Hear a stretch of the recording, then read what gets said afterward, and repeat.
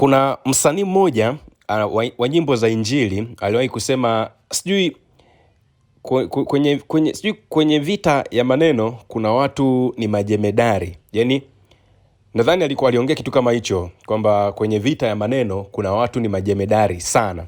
Sasa Marekani kwenye vita ya maneno na vita ya vitisho ni majemedari mfano hakuna. Na nazungumza hivi kutokana na kauli ambazo zimezungumzwa na rais wa Marekani bwana Donald Trump tarehe 1 mwezi wa 4 mwaka 2026 wakati alipohutubia taifa na alipokuwa akizungumza kuhusiana na wao kupeleka satellite nyingine mwezini. Ni moja ya hotuba ambayo alitoa siku ya jana rais wa Marekani bwana Donald Trump. Humo ndani kwenye eneo la maneno mwamba amezungumza haijawahi kutokea. Yaani Trump amezungumza sana kuhusiana na kile ambacho kinaendelea pale Iran.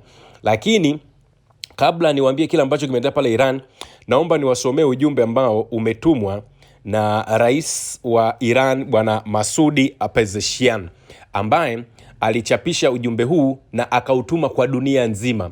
Ndani yake kuna maneno mengi sana ambayo ameyazungumza bwana huyu. Amesema maneno haya: kwa jina la Mwenyezi Mungu mwingi wa rehema, mwenye kurehemu, kwa watu wa Marekani na kwa wote ambao licha ya upotoshaji na habari za kupotosha bado wanatafuta ukweli na wanatamani maisha bora. Irani kwa jina lake, tabia yake na utambulisho wake ni moja ya taifa lenye ustaarabu mkubwa wa zamani ambao umedumu kwa miaka mingi zaidi duniani na umeendelea hadi leo. Licha ya kuwa na nafasi nzuri kihistoria na kijiografia katika vipindi tofauti, Iran haijawahi katika historia yake ya kisiasa au ya kisasa kuchagua njia ya kushambulia taifa jingine, kujipanua kwa nguvu, kutawala nchi nyingine au kufanya ukoloni. Hata baada ya kupitia uvamizi na shinikizo kubwa kutoka kwa mataifa yenye nguvu duniani, na licha ya kuwa na uwezo mkubwa wa kijeshi kuliko majirani zake wengi, Iran kamwe haijawahi kuanzisha vita. Anasema lakini imekuwa imara na jasiri katika kujilinda dhidi ya waliovamia. Watu wa Irani hawana chuki na mataifa mengine wakiwemo watu wa Marekani, Ulaya au nchi jirani. Katika historia yao yote wamekuwa wakitofautisha wazi kati ya serikali na wananchi. Hii ni sehemu ya utamaduni wao wa muda mrefu, si jambo la muda mfupi la kisiasa. Kwa sababu hiyo, kuonesha Irani kama tishio si kweli kihistoria wala kwa hali ya sasa. Mtazamo huo unatokana na maslahi ya kisiasa na kiuchumi ya mataifa yenye nguvu ambayo mara nyingi hutengeneza adui ili kuhalalisha shinikizo, kuendeleza nguvu za kijeshi, kuuza silaha na kudhibiti masoko muhimu. Katika hali kama hiyo, kama tishio halipo hutengenezwa.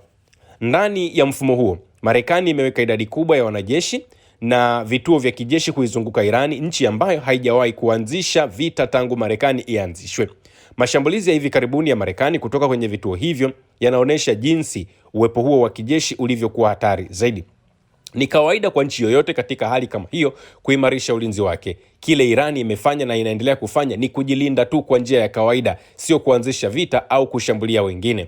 Yaani rais wa Iran bwana Masud Pezeshkian anasema kile ambacho kinaendelea kati ya Marekani na Israel ambao wanaishambulia Iran, ni yeye Iran hajaanzisha vita ila ni anajilinda. Sio kama mnaielewa hii kauli. Yaani sisi wakati tunajua labda Iran wapo kwenye vita, ila Iran wanasema wao wapo wanajilinda, bado hawajaanza vita. Naomba uchukue hiyo point. Anasema mahusiano kati ya Iran na Marekani hayakuwa mabaya mwanzoni. Wananchi wa nchi hizi mbili waliwahi kuwa na uhusiano mzuri bila chuki au mapinduzi. Lakini hali ilibadilika mwaka 1953 pale Marekani ilipoingilia mambo ya ndani ya Iran na kuzuia Iran kumiliki rasilimali zake. Tukio hilo lilivunja mfumo wa demokrasia wa Iran, ikarudisha utawala wa kidikteta na kuanzisha kutokuaminiana kwa Wairani ndani ya sera za Marekani. Hali hiyo ilizidi kuwa mbaya kutokana na Marekani kuunga mkono utawala wa Shah, kuisaidia hasa Saddam Hussein katika vita vya miaka 1980, kuweka vikwazo vikali vya muda mrefu na hata kushambulia Iran mara mbili bila sababu tena wakati wa mazungumzo. Hata hivyo, baada ya mashinikizo haya hayakuifanya Iran idhoofike. Badala yake nchi imepiga hatua kubwa. Kiwango cha elimu kimeongezeka sana, from takriban 30% kabla ya mapinduzi ya Kiislamu hadi zaidi ya 90% ya leo. Elimu ya juu imepanuka, teknolojia imekuwa zaidi, huduma za afya zimeboreshwa na miundombinu imekuwa kwa kasi kubwa mfano hamna. Haya ni mambo ya kweli ambayo yanaonekana wazi, si hadithi za ukubuni. Wakati huo athari za vikwazo, vita na mashambulizi zimeumiza sana maisha ya watu wa Iran. Mabomu na mashambulizi yanaathiri maisha yao, fikra zao na mtazamo wao. Ukweli wa kibinadamu ni kwamba vita vinapoharibu maisha, nyumba na mustakabali wa watu hawawezi kubaki kimya au kutojali. Hivyo basi, kuna swali muhimu. Je, vita hivi vinawanufaisha vipi watu wa Marekani? Je, Irani ilikuwa tishio la kweli? Je, kuwa watoto wasio na hatia, kuharibu viwanda vya dawa na kujigamba kuirudisha nchi enzi za mawe kuna faida gani zaidi ya kuharibu sifa ya Marekani duniani? Iran ilichagua njia ya mazungumzo, ikafanya makubaliano na ikatekeleza wajibu wake, lakini Marekani ilijiondoa kwenye makubaliano hayo, ikaongeza mvutano na kufanya mashambulizi hata wakati wa mazungumzo yakiendelea. Haya yalikuwa ni maamuzi mabaya yaliyofanywa na serikali ya Marekani. Kushambulia miundombinu muhimu ya Iran kama ishara, kwa mfano nishati na viwanda, ni kushambulia wananchi moja kwa moja. Hili ni kinyume cha sheria za vita na ina athari kubwa hata nje ya Iran. Inaleta machafuko, inaongeza mateso ya watu na gharama za kiuchumi, na inazidisha chuki kwa muda mrefu. Huu sio uthibitisho wa nguvu, bali ni ishara ya kushindwa kupata suluhisho la kudumu. Pia kuna swali jingine. Je, Marekani inaingia katika vita hivi kwa niaba ya Israel?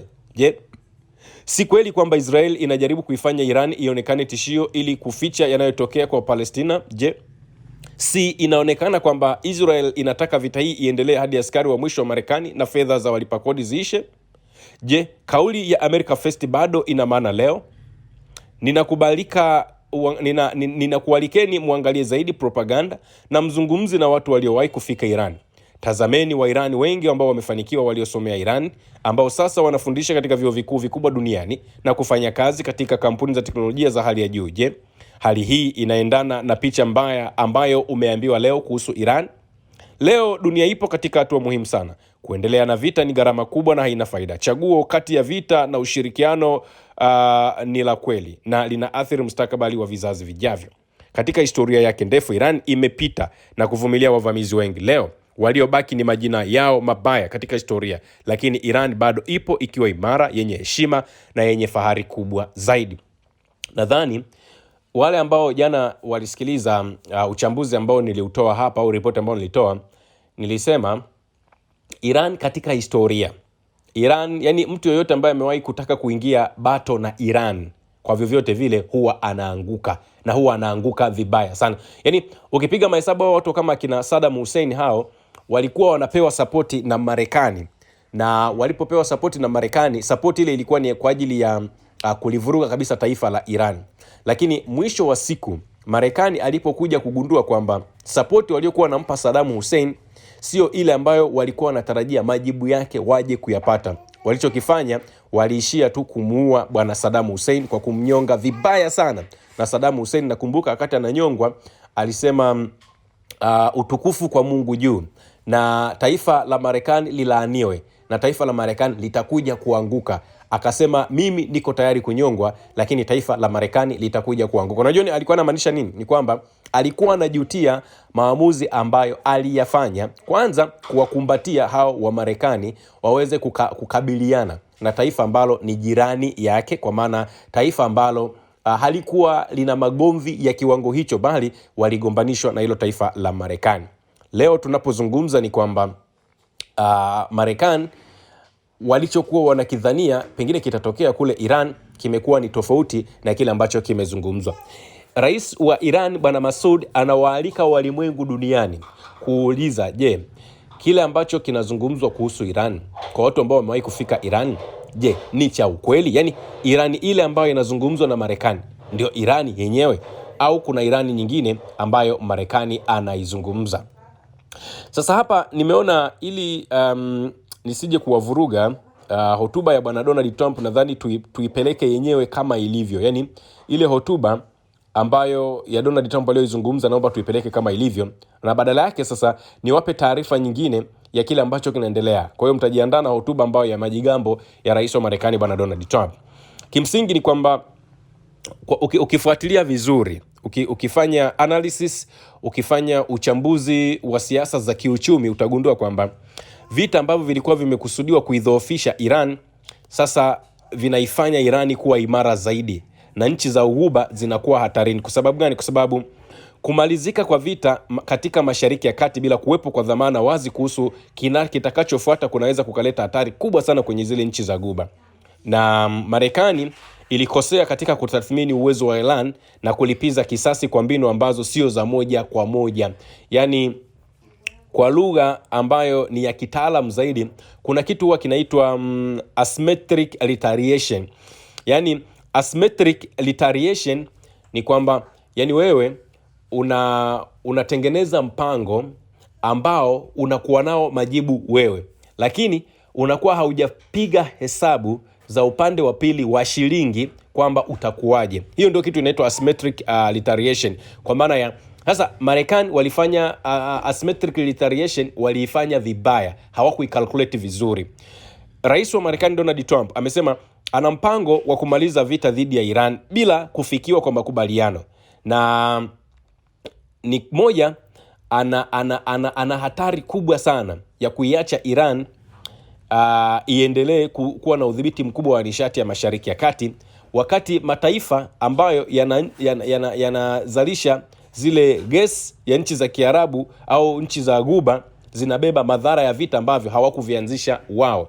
Yani iko hivi, badala ya kuwadhoofisha watawala wa kidini wa Iran, vita hivyo vinaweza vikawaacha wakiwa imara zaidi, wakipata ujasiri kutoka kwanza kustahimili mashambulizi ya Marekani na Israeli kwa wiki kadhaa, kushambulia nchi za Kiarabu za Ghuba na kuyumbisha soko la nishati duniani kwa kuzuia kwa kiasi kikubwa usafirishaji wa mafuta kupitia katika ule mlango wa bahari wa Hormuz. Kwa hiyo hii itaifanya Iran ionekane sasa kumbe ni tofauti na ilivyokuwa inafikiriwa. Yani Iran wamefanya matukio kama 4-5 hivi kwa wakati mmoja. Moja, Iran wamepambana na Marekani, ambaye Marekani huwa anapambani na mtu yoyote yule.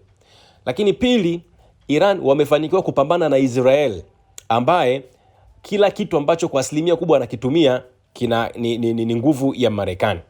Lakini tatu, Iran amefanikiwa kuzuia mlango wa Hormuz, ambao ndio ambao unasambaza takriban 20% ya mafuta yote duniani. Leo tunapozungumza tunapata pigo kubwa sana la mafuta kwenye mataifa yetu haya. Kwa hiyo Iran amefanikiwa kuonesha ulimwengu kwamba yeye si tu ni taifa, lakini ni taifa ambalo ni kubwa. Lakini Iran amefanikiwa kupambana na mataifa yote ambayo ni washirika wa Marekani, ambao wapo katika hiyo Ghuba au wapo katika au wapo Mashariki ya Kati, kwa maana ya kukabiliana nao, kwa sababu maeneo yale yote yalikuwa yana hizo military base za Marekani. Kwa hiyo once unapojaribu kuitafakari Iran katika vita hivi, usitafakari tu Iran katika picha ya juu hapa. Itafakari Iran ambayo inapigana na taifa ambalo linajinasibu kwamba ni taifa namba 1 duniani kwa teknolojia, kwa silaha, kwa uchumi, kwa propaganda, kwa jeshi, kwa pesa na kila kitu chochote kile. Huyo ndio Muirani ambaye alikuwa anapambana naye. Na Marekani akimaliza vita bila kuwepo kwa hatua stahiki, inaweza ikaiweka hatari kubwa sana yale mataifa ya Ghuba. Kwa nini? Yatalazimika kubeba matokeo ya vita ambayo inaweza ikahitimishwa kwa manufaa ya Iran. Kwa nini? Ukimsikia mkurugenzi wa kituo cha utafiti cha Beehive ambacho kipo Dubai, alisema hivi, swala hapa ni kusitishwa kwa vita bila matokeo halisi. Anaweza kusitisha vita, lakini hiyo haimaanishi kwamba Iran nayo itasitisha. Alizungumza yeye. Sawa? Akaongeza kwamba mradi tu majeshi ya Marekani yanaendelea kuwepo katika vituo vya kijeshi ndani ya eneo la Ghuba, Irani itaendelea kulitishia eneo hilo. Kwa hiyo na wenyewe wanasema wanahitaji Marekani iondoe vituo vyake vya kijeshi kwenye hayo maeneo, ili Muirani na mwenyewe aweze kusitisha yale mapigano ambayo anayafanya as by now. Kwa hiyo wenyewe Waarabu wanasema kama Marekani ataendelea kuweka vituo vyake vya kijeshi Mashariki ya Kati au kwenye hizi nchi za Ghuba, maana yake ni kwamba Iran ataona zile ni threat. Kwa hiyo ataendelea kuhakikisha anapambana nazo, anajilinda kwa namna yeyote ile ambayo Marekani yeye atakuwa tayari ameshaondoka. Threat itakuwa ipo kwa haya mataifa ya Ghuba ambayo yamekubali vituo vyao vya kijeshi vibaki katika mataifa yao. Sasa nitawaletea hapa ripoti ambayo inahusiana na hiyo hotuba ya rais wa Marekani bwana Donald Trump. Ubonani kavimba, haijawahi kutokea. Yani Donald Trump amevimba. Yani ukisikia kauli ambazo zimezungumzwa na rais wa Marekani bwana Donald Trump, unaweza ukadhani taifa la Iran halipo tena kwenye ramani ya ulimwengu kwa kile ambacho amekizungumza. Usisahau kusubscribe, like na kubonyeza alama ya kengele. Asante.